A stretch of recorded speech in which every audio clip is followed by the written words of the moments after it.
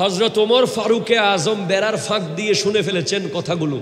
উনি সাথে সাথে গিয়ে ওই দুধওয়ালিকে প্রস্তাব দিলেন যে আপনার মেয়ের জন্য আপনার মেয়েকে আমার ছেলের পুত্রবধূ বানাতে চাই।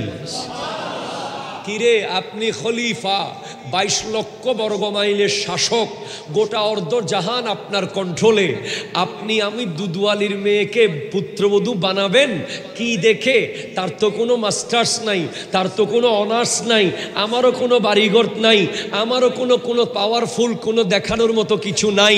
বলে আসল জিনিস তার আছে, ইন্না আকরামাকুম ইনদাল্লাহি আতকাকুম, তার কাছে তাকওয়া আছে, আল্লাহর ভয়।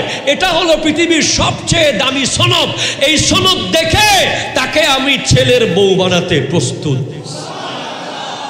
একটু জোরে বলেন না সুবহানাল্লাহ। তাহলে আপনাকে যেটা বোঝাতে চাচ্ছি, মানুষ হবে বাদশা, যেমন হবে একটা গ্রামের মানুষও তেমন হবে। বাদশার নিয়ম যদি থাকে যে কেউ চুরি করলে হাত কেটে ফেলা হবে, নিয়ম যদি থাকে কেউ জেনা করলে তাকে পাথর মারা হবে, নিয়ম যদি থাকে কেউ র‍্যাপ করলে, ধর্ষণ করলে তাকে প্রকাশ্য ফাঁসি দেওয়া হবে, নিয়ম যদি থাকে কেউ মানুষ মারলে তাকে জুমার দিন স্টেডিয়ামের মাঝখানে এনে প্রকাশ্য ফাঁসির কাষ্ঠে ঝুলিয়ে দেওয়া হবে, অথবা প্রকাশ্য ওপেন গলা কেটে ফেলা হবে। এই নিয়ম যদি আজকে যে কোনো দেশের মধ্যে কার্যকর হয়, কালকে থেকে আপনি দরজা খুলে ঘুমাইতে পারবেন। জোরে বলেন না, ঠিক কিনা? জোরে বলেন না। কিন্তু আপনি এখন পারবেন না। কেন পারবেন না? কারণ বিচার যে করবে সেই সমস্যায় আছে। কথা জোরে এখন না, ঠিক কিনা? জোরে বলেন। বিচারক যখন নিজের ইচ্ছে মতো আইন প্রয়োগ করতে পারে না, বিচার ব্যবস্থা যখন মানুষের ইচ্ছায় কন্ট্রোলে চলে আসে, বিচারককে যখন মানুষ কন্ট্রোল করতে পারে, আসামিরা, তখন ওই দেশে আযাব আসবে। জামে আহমদিয়া সুন্নিয়া আলিয়া, জামে আহমদিয়া সুন্নিয়া আলিয়া, প্রতিষ্ঠাতা আওলাদে রাসূল, প্রতিষ্ঠাতা আওলাদে রাসূল, সৈয়দ আহমদ সিরিকুটি, সৈয়দি মুর্শিদে।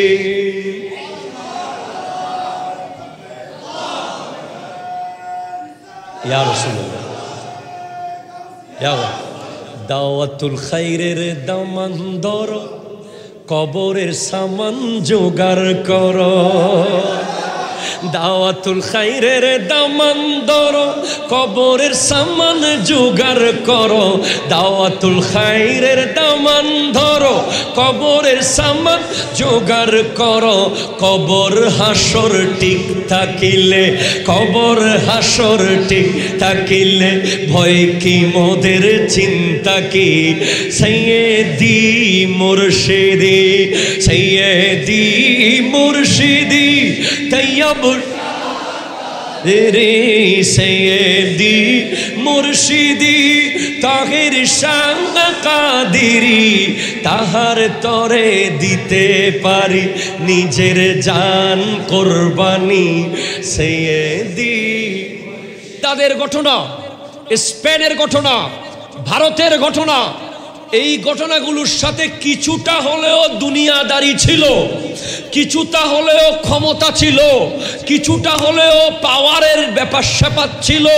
কিন্তু ইমামে হুসাইনের কারবালার শাহাদতের সাথে দুনিয়াবি কোনো স্বার্থ নাই, শুধুমাত্র আল্লাহর দ্বীনের জন্য উনি শহীদ হয়েছেন। যতদিন দ্বীন ইসলাম থাকবে ততদিন ইমামে হুসাইন থাকবে।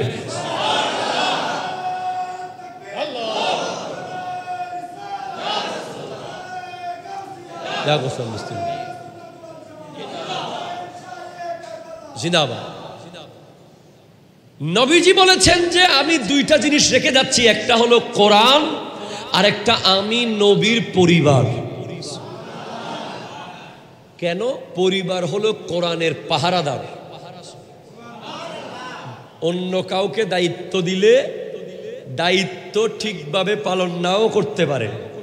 হ্যাঁ, সাহাবাকে দিতে পারতেন, কিন্তু সাহাবা হওয়ার একটা নির্ধারিত ব্যাপার আছে। নবীজিকে কপালের চোখে না দেখলে আর সাহাবা হবে না। তো নবীজিকে শেষ পর্যন্ত যিনি ইমানের সাথে কপালের চোখে দেখেছেন উনি সাহাবা। তো নবী পর্দা করার পরে আর সাহাবা তৈরি হবে না। কিন্তু তাবেঈনও তো একই, সাহাবাদেরকে না দেখলে তাবেঈ হবে না, তাবেঈদেরকে না দেখলে তবে তাবেঈ হবে না।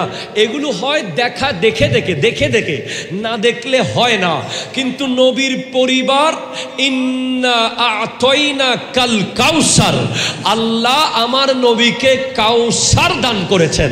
কাউসারের আরেক অর্থ হলো কসরতে আওলাদ। কিয়ামত পর্যন্ত এই পৃথিবীতে নবীজির আওলাদ থাকবে। একটু জোরে বলবেন না সুবহানাল্লাহ। আমরা তো মনে করি মুসলমানের কাছে পারমাণবিক অস্ত্র লাগে না।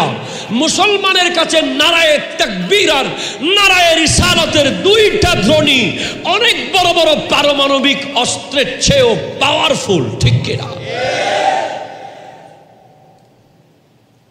এরকম প্রলোভন দেখিয়ে সুন্দর সুন্দর বিষয় দিয়ে ঘরে ঘুম পাড়িয়েছে। 700 বছর পর 1400 খ্রিস্টাব্দের পরে আবার খ্রিস্টানরা স্পেনে এমনভাবে আক্রমণ করেছে, কয়েক লক্ষ মুসলমানের লাশ স্পেনের রোডে রোডে পড়া ছিল। শুধু তাই না, 8000 দুধের শিশু শুধু মুসলমান হওয়ার অপরাধে মায়ের কোল থেকে এনে এনে মাঠের মধ্যে শোয়ায়া তাদের গায়ের উপরে ঘোড়া চালিয়ে দিয়েছে। নাউজুবিল্লাহ, জোরে বলেন। একটা মনিটর আমাকে দেন, আমি পাচ্ছি না, আসলে কষ্ট হচ্ছে আমার। একটা মনিটরটা আমার দিকে ঘুরাই দেন। এখানে মাত্র 72 জন, দুধের শিশু একজন। একটু জোরে বলেন না ভাই সুবহানাল্লাহ। দুধের শিশু কয়জন? একজন, হযরতে আলী আসগর রাদিয়াল্লাহু তাআলা আন। আর ওখানে 8000 দুধের শিশু যাদের গায়ের উপরে ঘোড়া চালিয়ে কিমা কিমা করে ফেলা হয়েছে। কিন্তু বছরে বছরে তাদের স্মরণে কোনো মাহফিল হয়েছে? কেউ করবে? কেউ করে? করে না। এবার আপনি যদি আসেন 1200 খ্রিস্টাব্দের দিকে, বাগদাদ আক্রমণ করেছে হালাকু খান। কি নাম? Hulagu Khan. সে বাগদাদের রোডে রোডে লক্ষ লক্ষ মুসলমানের লাশ। দজলা এবং ফোরাত নদীর পানি 3 দিন লাল। বাগদাদের নালা নর্দমা বিল খাল সব লাল লাল হয়ে গেছে মানুষের রক্তে। অথচ বছরে বছরে আলোচনা নাই। এই ভারতের লাল কেল্লায় ইংরেজরা 7000 আলেমকে ফাঁসি দিছে। কয় হাজার? 7000, কম বেশ। ইতিহাস আলেমকে ফাঁসি দিয়েছে শুধু ইংরেজদের বিরুদ্ধে কথা বলার অপরাধে। বছরে বছরে কোনো আলোচনা নাই। কিন্তু এই শাহাদত, ইমামে হুসাইনের শাহাদত, এটা আলোচনা আমরা কেউ যদি নাও করি, ইমামে হুসাইনের শাহাদতের ওয়াজ পৃথিবীর কোনো বক্তা যদি নাও করে, কোনো অসুবিধা নাই। ওয়াজ করেছেন আমার নবী, জোরে বলেন সুবহানাল্লাহ। ইমামে হুসাইনের শাহাদতের ওয়াজ, শাহাদতের ইতিহাস যদি কেউ নাও লেখে, কোনো রাইটার তার বইয়ে না লিখলেও এই ইতিহাস লিখে দিয়েছেন খুদ আল্লাহ। একটু জোরে বলেন না সুবহানাল্লাহ। এটা এত দামি কেন? আপনারা কি আমার সাথে আছেন? একটা রহস্য আপনাদেরকে জানিয়ে দেব। এত দামি কেন এই শাহাদত? বলে অনেক কারণ, অনেক কারণ, অনেক কারণ। তার মধ্যে একটা কারণ হলো এজন্য কোরআন হলো থিওরিক্যাল আর নবীর আওলাদ হলো প্র্যাকটিক্যাল। কোরআনের উপরে যখন আঘাত আসবে তখনই একজন নবীর আওলাদ এসে, নবীর পরিবারের একজন এসে ওই প্র্যাকটিক্যালি কোরআন হিসেবে মাঠে নামবে। ইয়াজিদ যখন কোরআনের আয়াতের বিকৃতি ঘটাচ্ছে, কোরআন বলছে ইন্নামাল খামরু ওয়াল মাইসিরু ওয়াল আনসাবু ওয়াল আজলামু রিজসুম মিন আমালি শয়তান, নিশ্চয় মদ, জুয়া, মূর্তি পূজার বেদী এগুলো শয়তানের কাজ কারবার। ফাজতানিবুহু, এগুলো থেকে দূরে থাকো। মদ হারাম, জুয়া হারাম। এজিদ যখন বলতেছে হালাল, তখন আহলে বাইত রাসূলের সদস্য হাজির হয়েছেন প্র্যাকটিক্যাল কোরআন হিসেবে। হোসেন বলছেন মদ হারাম, কোরআনের আয়াতের বিরুদ্ধে যাওয়া যাবে না, প্রয়োজনে জীবন দেব, কোরআনের আয়াতকে বাস্তবায়ন করতে হবে। একটু জোরে বলেন না সুবহানাল্লাহ। কোরআন বলছে আকিমুস সালাহ ওয়া আতুজ যাকাত। সুবহানাল্লাহ। কোরআন বলছে আকিমুস সালাতা ওয়া আতুজ যাকাতা ওয়ারকাউ মা'আর রাকিঈন। নামাজ পড়ো, নামাজ পড়ো, নামাজ পড়ো, নামাজ পড়ো, নামাজ পড়ো, নামাজ পড়ো। ৮০-র উপরে জায়গায়, প্রায় ৮৩ জায়গায় কোরআনে এসেছে নামাজ কায়েম করো, নামাজ কায়েম করো, নামাজ কায়েম করো, নামাজ কায়েম করো। এজিদ বলছে নামাজ পড়বো না, নামাজ পড়বো না, নামাজ পড়বো না, নামাজ পড়বো না, সে তারিকুস সালাত। হোসেন বলছেন বেনামাজি যদি রাষ্ট্রের বাদশা হয়, রাষ্ট্রের খলিফা হয়, তাহলে তার রাষ্ট্রের জনগণ তো বেনামাজি হবে। ঠিক কিনা? কথা জোরে বলেন। একটা কথা আছে আন্নাসু আলা দীনি মুলুকিহিম, মানুষ তার দেশের বাদশার নিয়মে হয়।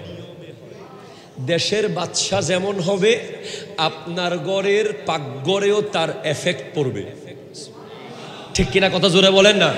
হযরত ওমর ফারুকে আজম যখন বাদশা ছিলেন, খলিফা ছিলেন, খলিফাতুল মুসলিমিন ছিলেন, 22 লক্ষ বর্গ মাইলের শাসক ছিলেন, দুধওয়ালির ঘরেও ইসলাম ছিল। দুধওয়ালি দুধ বিক্রি করে, ওই নারীর বেড়ার ঘরের ভিতরেও কোরআনের আয়াতের প্র্যাকটিক্যাল অনুবাদ ছিল। যদি বলেন কিভাবে? দুধওয়ালিকে তার মা বলছে দুধে পানি মিশা, পানি মিশা। সে বলছে মিশাবো না। বলে কেন? বলে খলিফা মানা করছে। বলে খলিফা কি দেখতেছে? তখন সে বলতেছে খলিফা না দেখলেও আল্লাহ তো দেখতেছে। আপনি যে দেখেছেন মাইলস্টোনের বিমান দুর্ঘটনা, দেখেন নাই? আপনারা কি কষ্ট হচ্ছে বেশি? বিমান দুর্ঘটনা দেখেছেন তো? দেখেছেন। বিমান পৃথিবীর কারো পক্ষে উড়ানো সম্ভব যদি আল্লাহ না চায়। বিমানটা ওল্ড হোক আর নিউ হোক, এই যন্ত্রটা নতুন হোক পুরান হোক, যদি আল্লাহ সেটাকে আকাশে রাখে, পৃথিবীর কোনো পাইলটের পক্ষে সেটা জমিনে নামানো সম্ভব নয়। আর যদি আল্লাহ চায় যে এটা আকাশে, আল্লাহ রাখবে না, নিচে ফালাই দিবে। পৃথিবীর কোনো পাইলটের পক্ষে সেটাকে আকাশে উড়ানো সম্ভব নয়। সমস্ত ক্ষমতার মালিক কে? এজন্য আমরা বিমানে উঠলে দোয়া পড়ি, সুবহানাল্লাযী সাখখারা লানা হাযা ওয়া মা কুন্না লাহু মুকরিনিন ওয়া ইন্না ইলা রাব্বিনা লামুনকালিবুন। ওই পুত পবিত্র সত্তার প্রশংসা, বরত্ব, যিনি এটাকে আমাদের বশীভূত করে দিয়েছেন। একটা ছোট্ট মানুষ, তাকে ককপিটে বসলে দেখাও যায় না। একটা মানুষ যখন বোয়িং 777 যেটার মধ্যে 400 যাত্রী নিয়ে জেদ্দার উদ্দেশ্যে চলে যায়, যেটা দুবাই এয়ারপোর্টের উদ্দেশ্যে চলে যায় এমিরাটস, যেটা চলে যায় এয়ার আরাবিয়া, যেটা চলে যায় সালাম এয়ার, এই বিমানে যখন ড্রাইভ করে একটা ছোট্ট মানুষ, তাকে বিমানের ককপিটে দেখাও যায় না ভালো মতো। কিন্তু তার হাতে এই বিমান গোটা বিশ্ব ঘুরতেছে, তার হাতের মধ্যে এই পাওয়ার, তার ব্রেনের মধ্যে এই শক্তি দিয়েছেন কে? আরো জোরে বলেন কে? আমরা তো প্রায় সময় বিমানে চড়তে হয়, প্রোগ্রামের কারণে অনেক সময় এমন হয় যে বিমান নামাইতেই পারতেছে না, যেদিকে নামাবে সেদিকেই সিগন্যাল, নামানো যাবে না, আবহাওয়া খারাপ। একবার চট্টগ্রাম থেকে ঢাকা আমি যাচ্ছি, ঢাকা যাইতে লাগে বেশি হলে 40 মিনিট, আমার লেগেছে 2 ঘন্টার উপরে। কোনো মতে বিমানটা নামাইতে পারে না, খালি ঘুরতেছে, খালি ঘুরতেছে, খালি ঘুরতেছে। তখন বুঝেন হৃদয়ের অবস্থা কেমন হয়। এই ধরনের বিপদগুলো বাড়তে থাকবে, কমবে না। আপনি দেখেছেন বর্তমান বাংলাদেশে এমন সিচুয়েশন হয়েছে, নারী না পুরুষ বোঝা মুশকিল। কথা জোরে বলেন না, ঠিক কিনা জোরে বলেন। একটা মানুষ যখন, এটা বুখারীর হাদিস, যখন কোনো পুরুষ নারীদের মতো চলাফেরা শুরু করে, যখন কোনো নারী পুরুষের মতো চলাফেরা করে, তাদেরকে লানত দিয়েছেন আল্লাহ এবং রসুল, তাদের উপরে লানত। আমরা দেখেছি বাংলাদেশে এমন এমন ব্যক্তি এখন সমাজের আইডল, এমন এমন ব্যক্তি এখন পত্রিকার নিউজ, এমন এমন ব্যক্তি এখন প্রিন্ট ইলেকট্রনিক মিডিয়ায় হিরো হচ্ছে, যাদেরকে আসলে উনি কি নারী না পুরুষ বোঝাই যাচ্ছে না, ঠিক কিনা? কথা জোরে বলেন। আপনি কিভাবে মনে করতেছেন এগুলোর ফলাফল এত সহজ হবে? আজকে রাশিয়ার যে ভূমিকম্প হয়েছে, আজকের নিউজ, যে ভূমিকম্পের মাত্রা এত মারাত্মক যে সুনামি অলরেডি জাপানে শুরু হয়ে গেছে ভয়ঙ্করভাবে, এবং ভূমিকম্পের মাত্রার কারণে সুনামি অস্ট্রেলিয়া পৌঁছে যাচ্ছে। সুনামি এখন এত লেভেলে চলে গেছে যে সাগরের ঢেউ এত উঁচুতে উঠে গেছে, গোটা রাশিয়ার আশেপাশে বহু কান্ট্রিতে রেড অ্যালার্ট জারি হয়ে গেছে। এইভাবে মানুষ কোভিড-19 দেখার পরেও পাল্টায় নাই, বিএমডিপুর ব্লাস্ট দেখার পরেও পাল্টায় নাই, বঙ্গবাজারের আগুন দেখার পরেও পাল্টায় নাই, ওই সাগরের মাঝখানে জাহাজ পুড়ে গেছে, চারিদিকে পানি ছিল, কিন্তু এক বালতি পানি দিতে পারে নাই, পাল্টায় নাই। ওই রেস্টুরেন্ট পুড়ে গেছে, পাল্টায় নাই।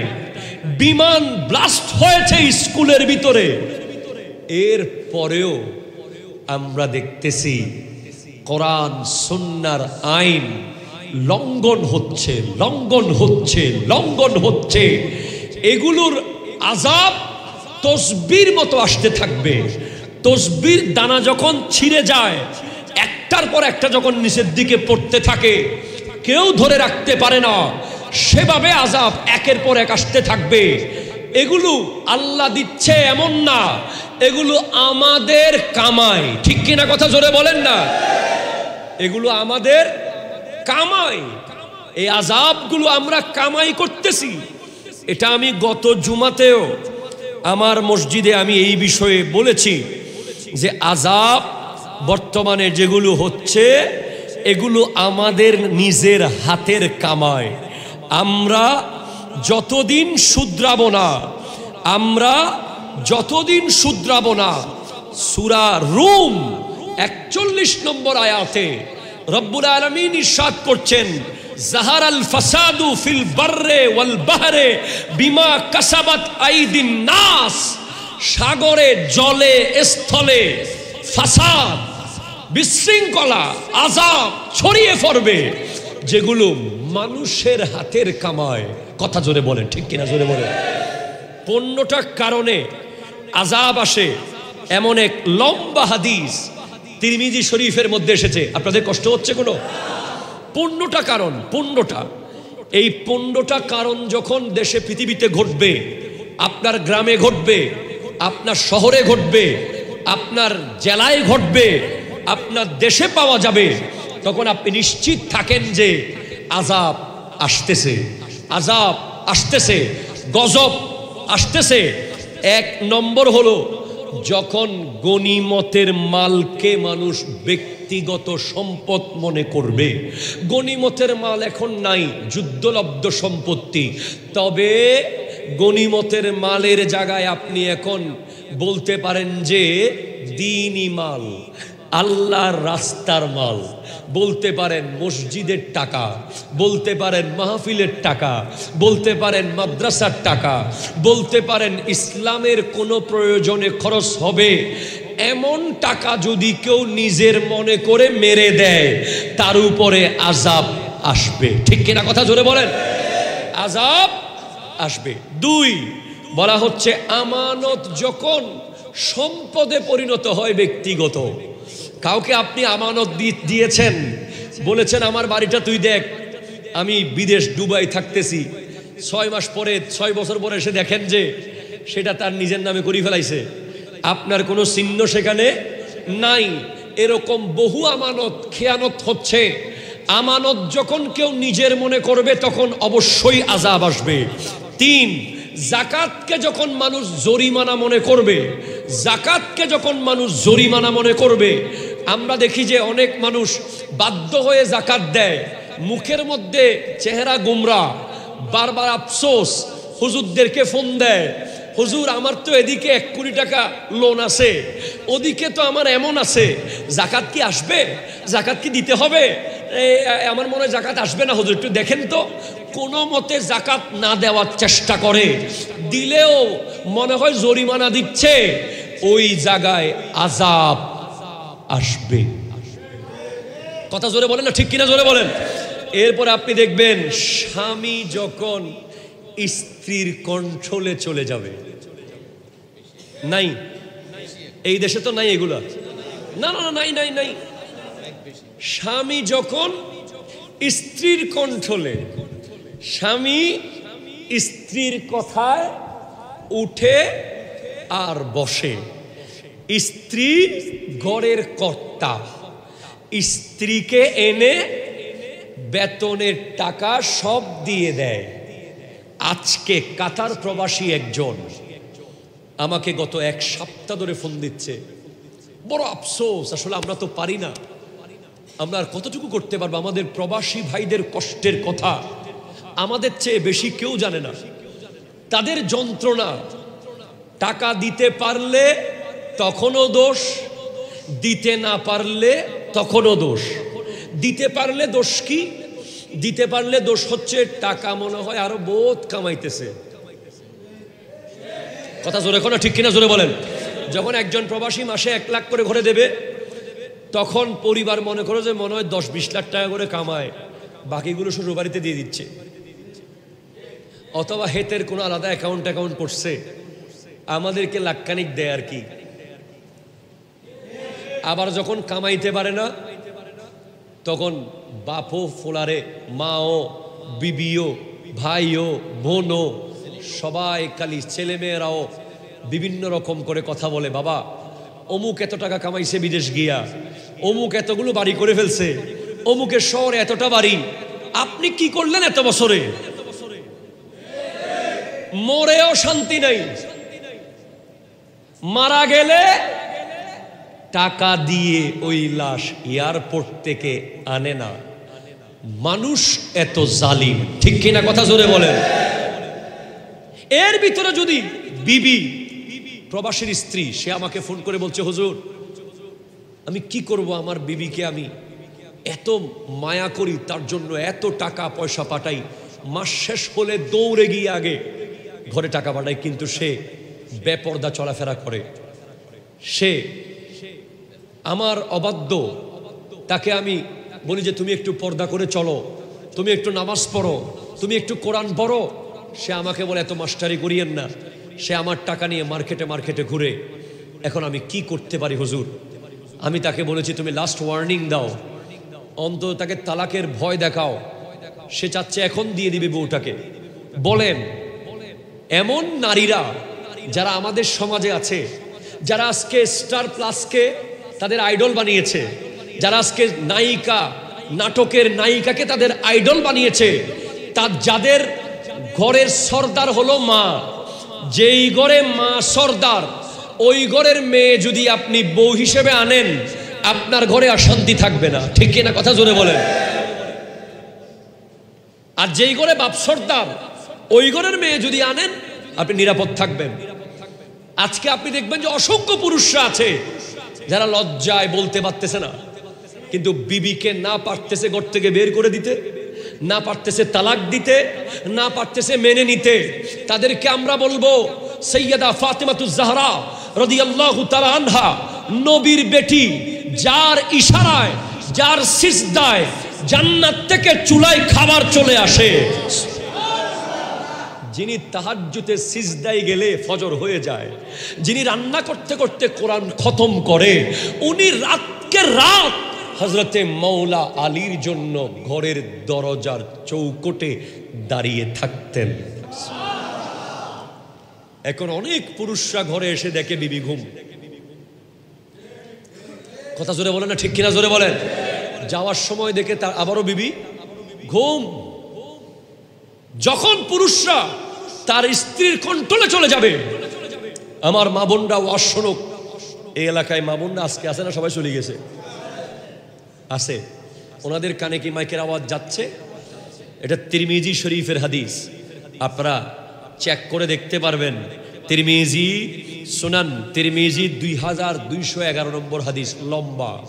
সেখানে আছে, যখন কোনো পুরুষ তার বিবির কন্ট্রোলে যাবে, যখন সমাজের ঘরের সর্দার হয়ে যাবে বিবি, পুরুষ হয়ে যাবে দর্শক, তখন আল্লাহর আযাব আসবে, আসবে, আসবে। জোরে বলেন নাউজুবিল্লাহ, আরো জোরে বলেন নাউজুবিল্লাহ। এরপরে আপনি শোনেন, সন্তান যখন মায়ের অবাধ্য হবে, আছে না নাই? আছে না নাই? বলেন না। সন্তান মা বাবার অবাধ্য যখন হবে, সাথে সাথে আযাব আসবে। এমনিতেই বাপ মা যদি অনিচ্ছায়ও বদদোয়া করে, দোষ না করলেও যদি বদদোয়া করে, বদদোয়া লেগে যাবে। কথা কয় না, ঠিক কিনা জোরে বলেন না। আমি অনেক বক্তব্যে বলেছি, মা এবং বউ যখন ঝগড়া হবে, ছেলে কোনো মতে যেন বউয়ের পক্ষে না যায়, সেই সিচুয়েশনে সে মায়ের পক্ষে থাকবে। মা উল্টাপাল্টা বললেও, মা ভুল বললেও, বিবিকে ইশারায় টেকনিক্যালি বুঝিয়ে পরে বেডরুমে গিয়ে তাকে আদর করে বুকের সাথে জড়িয়ে ধরে বুঝিয়ে দেবে, দেখো আমার মা যদি হঠাৎ বদদোয়া করে, আমার চাকরিও শেষ, ব্যবসাও শেষ, আর আমি শেষ হয়ে গেলে তুমিও শেষ। ঠিক কিনা কথা জোরে বলেন না। সেজন্য খুব সাবধান আপনারা যারা বিবি আর মা দুজনের মাঝখানে যখন আপনি থাকবেন, অবশ্যই আপনি মায়ের পক্ষে থাকবেন। মা বাবা যদি বদদোয়া করে, তাহলে পৃথিবীতে আযাব আসবে, এতে কোনো সন্দেহ, জোরে বলেন সন্দেহ নাই। এবার আসেন 8 নম্বর, নিকৃষ্ট ব্যক্তিরা যখন নেতা হবে। কথা জোরে বলেন না, ঠিক কিনা জোরে বলেন না। অশিক্ষিত, মূর্খ, বেনামাজি, অবৈধ ইনকাম করে, কথা কয় না, ঠিক কিনা জোরে বলেন। এরকম ব্যক্তি যখন লিডার হবে, তখন আযাব আসবে। এটা আমার ব্যক্তিগত কথা না ভাই, আমি হাদিস থেকে আপনাদেরকে বলতেছি। এরকম আছে না নাই সমাজে? দেখবেন যে তাহাজ্জুদ যিনি পড়ে, যিনি 5 ওয়াক্ত নামাজ পড়ে, ওনার কথায় মসজিদে কোনো দাম, কিন্তু যে 50 বস্তা সিমেন্ট দিছে, সে যদি আন্তর্জাতিক ঘুষখোর হয়, তার জন্য সামনের কাতারে যায় নামাজ থাকে। কথা জোরে বলেন না, ঠিক কিনা বলেন। সে যদি বাটপারও হয়, জালেমও হয়, সে যদি সুদখোর হয়, দেখবেন তাকে সবাই মিলে সালামের উপরে সালাম। কিন্তু যিনি তাহাজ্জুদ পড়ে, তার কাছে টাকা নাই তো কি হয়েছে, আল্লাহওয়ালা ব্যক্তি, তাকে সমাজ কোনো মূল্যায়ন করে না। সেজন্য এই সমাজ আজকে দিন দিন ধ্বংসের পথে। ঠিক কিনা বলেন? জোরে কথা কোন, ঠিক কিনা জোরে বলেন। এরপরে হচ্ছে, কোন ব্যক্তিকে সম্মান করা হবে, খুব important, important, so much important. Please, আজকের ওয়াজটা কোন দিকে চলে গেছে আমি নিজেও জানি না। আপনারা কি কষ্ট পাইছেন কোনো? কথাগুলো কি দরকার আছে? দর্শই পড়ে আল্লাহুম্মা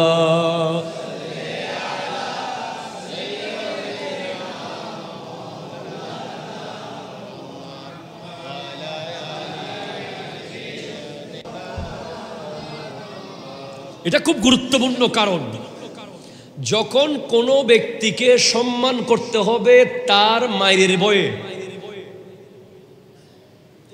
আপনারা কথাটা বুঝেন নাই? কোনো ব্যক্তিকে সম্মান করতে হবে তার অনিষ্টতা থেকে বাঁচার জন্য। সালাম ন দিলি ফিরি দিব, হতানহর এলে আসে না নাই? ইবেরে সালাম ন দিলি দরিয়ে ট্যাংমাই দিব, ইবেরে দেহিলি মতন বাজি বাজি নগল্লি, বাপ বাপ নগল্লি, বদ্দা বদ্দা নগল্লি, আরেক কিনের দিয়ে ক্ষতি করে দিব। আছে না নাই? আপনি খেয়াল করেন বর্তমান সময়ে আমরা বেশিরভাগ মানুষকে সম্মান করি তার ক্ষতির ভয়ে। কথা জোরে বলেন না, ঠিক কিনা জোরে বলেন। এটা শুধু দেশের ক্ষেত্রে না, আপনার ঘরেও দেখেন। ধরেন আপনি একটা ঘরে ভাড়াটিয়া থাকেন, জমিদারকে কিন্তু আপনি মোহব্বতে সম্মান করেন না। জমিদার আপনাকে ফানি বন্ধ করে দিবে। কথা জোরে বলেন না, ঠিক কিনা? জমিদার আপনাকে রাতে 12টার পরে গেট খুলবে না। কথা জোরে কয় না, ঠিক কিনা জোরে বলেন।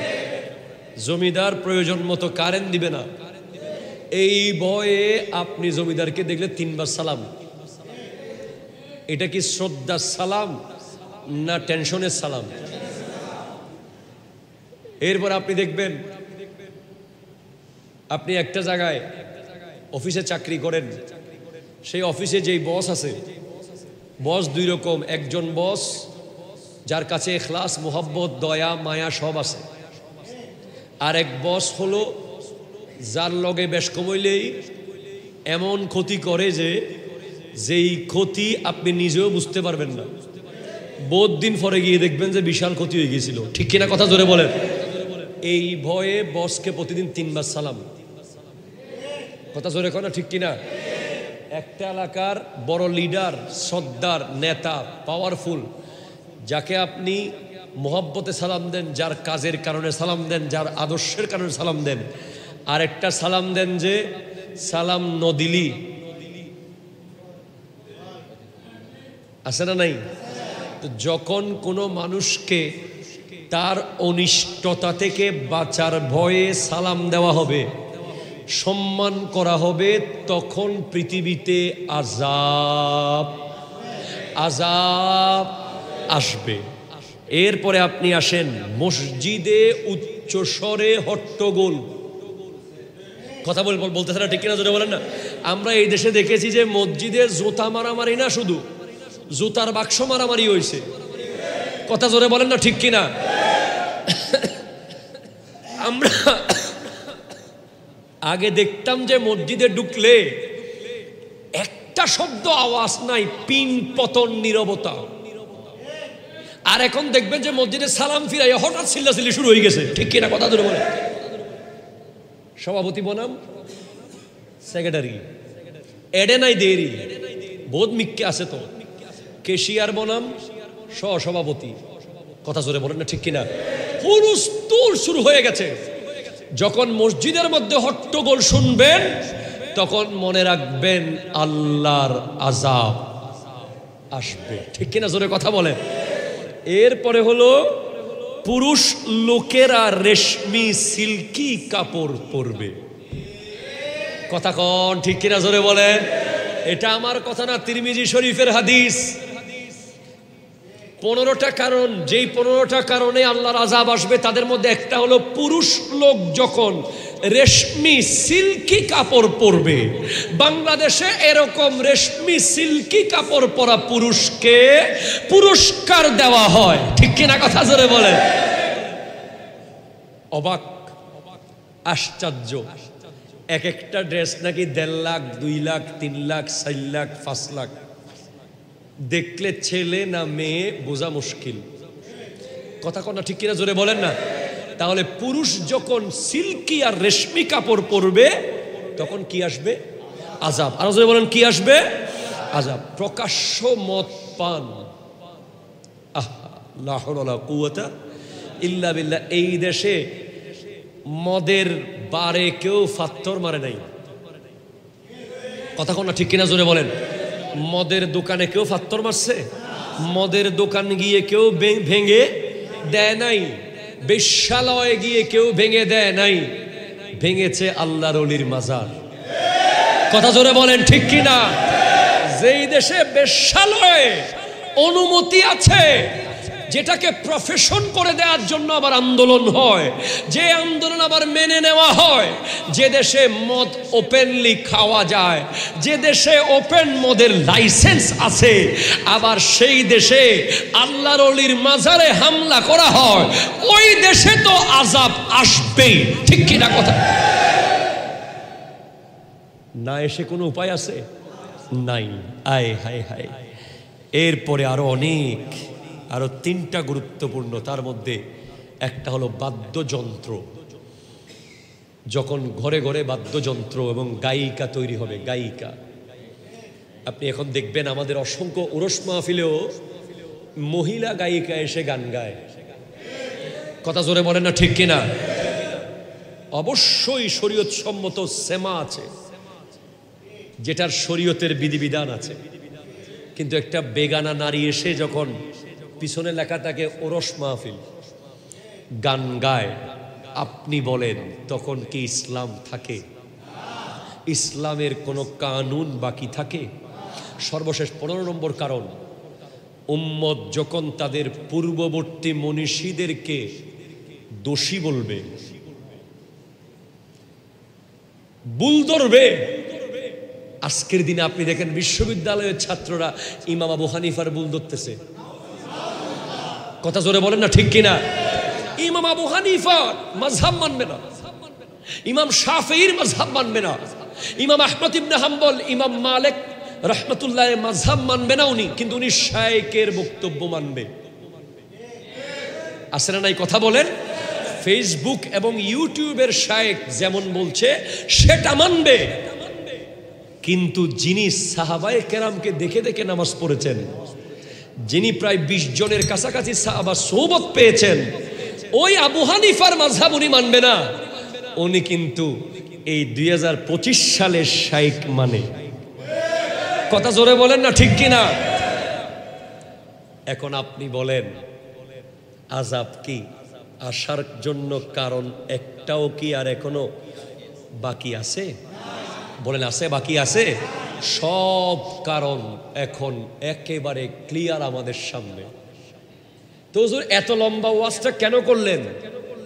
অন্তত আমরা এখানে যারা আছি, আমাদের কেউ যেন আযাবের কারণ না হই, ঠিক কিনা? কথা জোরে বলেন।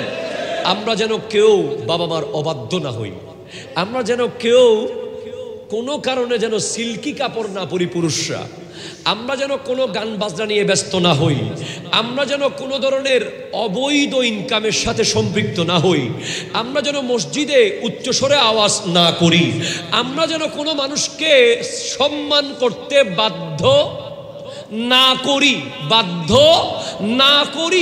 আমরা যেন আমাদের পূর্ববর্তী যারা ইসলাম এ দেশে এনেছে তাদেরকে যেন আমরা গালি না দেই, আমরা যেন মাযহাবের ইমামদের ভুল না ধরি, আমরা যেন বড় বড় মনীষীদের বিরুদ্ধে না বলি, আমরা যেন আযাবের কারণ না হই, ঠিক কিনা? কথা ধরে বলেন। আমাদের নারীরা যেন বেপর্দা চলতে না পারে, আমাদের মারা, আমাদের বোনরা, আমাদের বিবিরা যেন পর্দা নিয়ে চলে। আল্লাহ তৌফিক দান করুক, আমিন জোরে বলেন আল্লাহুম্মা।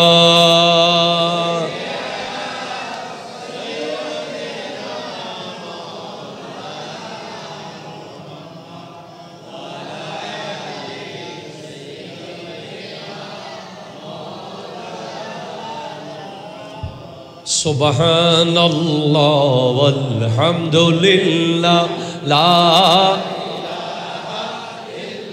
ইল্লাল্লাহ। কতক্ষণ হয়েছে? ইল্লাল্লাহ সুবহান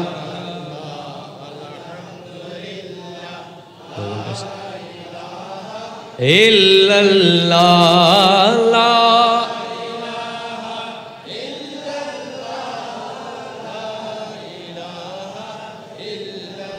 একটু জোরে বলেন সুবহানাল্লাহ।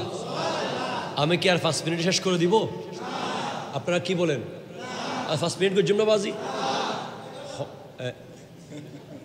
আচ্ছা, এতক্ষণ আমি আপনাদেরকে আমলি কিছু কথা বলেছি সমাজ পরিবর্তনের জন্য। একটা ফিলোসফি আমি বাকি রেখে দিয়েছি, যেটা আমি আজকে বলার নিয়ত করেছিলাম। আমাদের প্রধান অতিথি মহোদয় এসেছেন, উনি জানতে চান, শিখতে চান, বুঝতে চান, সেই কারণে ওনাদের সামনে কথাগুলো বলতে ভালো লাগে। বলেন তো, আমার নবী কি শহীদ কিনা? আমার সাথে যারা তারা কেউ বলবেন না, বাকি দর্শক অডিয়েন্সে আপনারা বলেন নবী কি শহীদ কিনা? নার পক্ষে কে কে হাত তুলেন। ওমা, নবী শহীদ নাকি শহীদ না? শহীদ না। আচ্ছা বলেন তো, শহীদ নার পক্ষে কে কে? আচ্ছা নবী তাহলে শহীদের পক্ষে কে কে? তো ওনারা হন্দল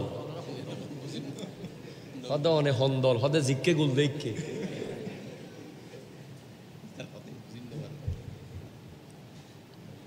নবীজি শহীদ, জোরে বলেন সুবহানাল্লাহ। একটু জোরে বলেন না।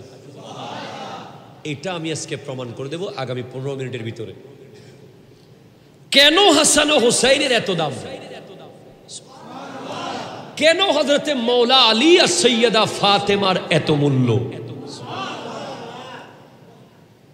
কেন তাদেরকে মহব্বত করলে জান্নাতি হওয়া যাবে? কেন তাদের জন্য আমার নবী এত হাদিস, এত শান বলে গেছেন? একটু জোরে বলেন সুবহানাল্লাহ। এই পৃথিবীর সর্বশ্রেষ্ঠ নামাজি কে? আমার নবী। সুবহানাল্লাহ জোরে বলেন। আমার নবীর চেয়ে দামি কোনো নামাজি আছে? বড় কোনো সিজদাকারী আছে? এই পৃথিবীর সর্বশ্রেষ্ঠ হজকারীকে? আরো জোরে বলেন। এই পৃথিবীর সর্বশ্রেষ্ঠ জ্ঞানীকে? এই পৃথিবীর সর্বশ্রেষ্ঠ পিতাকে? এই পৃথিবীর সর্বশ্রেষ্ঠ স্বামীকে? As a father, as a son, as a social reformer, as a prophet, as a যত শব্দ লাগাইতে পারেন ভালো নেক, মুহাম্মদ সাল্লাল্লাহু আলাইহি ওয়াসাল্লাম is the best personality of the world. আমার নবী হলেন গোটা বিশ্বের সর্বশ্রেষ্ঠ, সব দিক থেকে শ্রেষ্ঠ। দানবীরও আমার নবী, শ্রেষ্ঠ সুন্দরও আমার নবী। তাহলে একটা নেয়ামত কেন কম থাকবে? শ্রেষ্ঠ শহীদ। শহীদের অনেক মূল্য। কিয়ামতের দিন শহীদ যে ঘোড়ায় চড়ে যুদ্ধ করেছে, ওই ঘোড়ার খাবার, পেটের নারী বুড়ি সহ সব শহীদের সওয়াবের পাল্লায় তুলে দেওয়া হবে। শহীদ যখন কবরে যাবে, তার মাথায় ইয়াকুত পাথরের মুকুট পরিয়ে দেওয়া হবে। তার অতীতের সব গুনাহ মাফ করে দেওয়া হবে। তাকে জান্নাতি লিখে দেওয়া হবে।